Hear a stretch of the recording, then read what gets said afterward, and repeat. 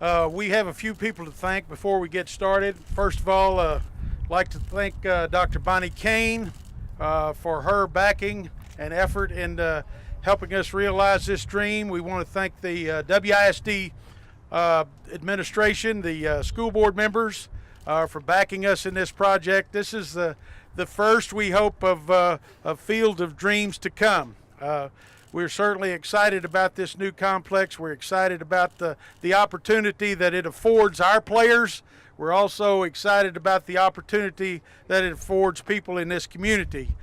This is a state-of-the-art stadium now. It is the best in the area, and we are thrilled that we in Waco could be the first to do this. So without any further ado, we are going to cut this ribbon in a second, and I just want to remind everyone that you are welcome to hang around after the ribbon cutting and view the field. You can take pictures and do whatever you'd like to do, and we'd be honored to answer any questions that you have. If you really want to know the nuts and bolts of this, you just ask that guy right over there, Jack Stanley. He knows every rock that was put in this stadium, so he knows them by name. So you don't hesitate to ask him any questions. But we thank you all, the media. We thank you all for coming out. We know that we hope to see you here in the nights of the ball games as we get started play here. But at this time, I want to introduce one of our board members, Larry Perez, who will cut this ribbon. Larry? Everybody ready? Ladies, are y'all ready? Yes. Okay, on the count of three, the Lions will say Lions and the Trojans will say Trojans. Okay? On the count of three. Okay. 1, 2, 3. Yeah. Yay! Thank you, sir. All right, appreciate it. I'm super excited. It looks amazing. So the girls came in and they were like, we're a little disappointed because they thought that this turf wasn't real turf. It was just dirt. They were like, I thought this was going to be turf. But no, they came and then they finally stepped on. They're like, oh, it is turf. It looks really nice. The ball's a little bit more bouncy. We practice on a dirt field, so it's going to change it a little bit. But we are going to have the chance to practice on it. So it's, you never know where you're going to play. Last year we had to play on a turf field because of the playoffs and it was raining, so we ended up playing on a turf field without practicing on one. So you just never know. So it's awesome that we're going to have the chance to practice here and play. One of the girls wanted to start sliding everywhere, and but no, it's great for them. It's great for them to have this field and this opportunity to play on it all the time. Even if the sun is shining, the field has to be wet. So it's nice to know that we're still going to get games in, even if it just rained in the morning and we can get it in the afternoon. It's going to be great for our schedule to tell the parents, not have to communicate with anybody that, oh, game's canceled and everybody's disappointed. So it's going to be awesome. I've never actually been on a turf field that's a softball field before, only with track and things like that. So actually having a softball game out here is going to be really, really great. They were a little bit nervous at first because they really wanted to get dirty on the dirt field, but they figured out, hey, this is a really nice field. This is something that a lot of teams don't actually get to use, so they're pretty excited about it.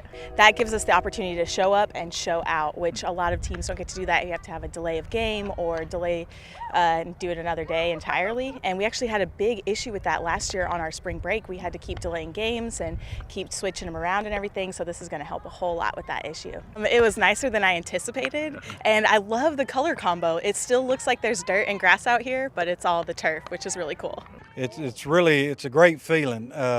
They started this back before Christmas. I've been out here every day with the workers, mainly just to watch and know what's going on out here, what's underneath in case we ever have a problem. I wanted to watch every phase, and I did. And they pulled out of here this past Friday at 4:30 with our Coach Tusa's signature, and it belongs to us now. But it's a great feeling. The girls of our school district deserve this, and it's one of the best fields in the area, only turf field within an 80-mile radius, and so WISD should be proud to offer this kind of product to the girls in our program. It really opens up a great avenue because 2 years ago we lost 100 games out here due to the weather.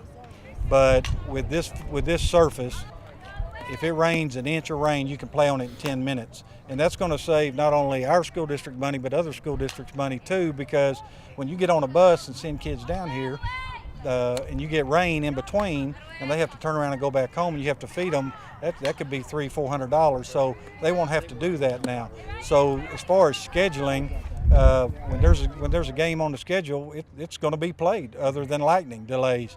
And with tournaments, people are more likely to schedule tournaments on fields like this, because the question they always ask is, well, what if it rains? What's going to happen there? Or we get our money back? Or are we locked in? And so having a turf field, we just wait the rain out and keep on going. So I think the number of games played in WISD is going to increase. The amount of tournaments we can bring in and host or co-host with other entities within the city, it's going to be a good thing. It's a win-win for everybody.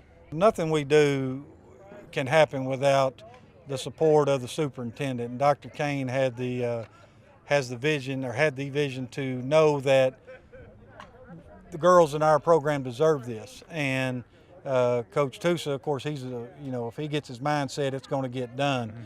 I'm just a guy that does what he says to do and do it with a smile on my face. But I want to make sure that if we get a product and the district's going to allocate money to put something in, that it's done right, and it's done, and we get the most bang for our buck. And so it's just hats off to the school board and the superintendent, and giving us the opportunity and believing in us to get it built.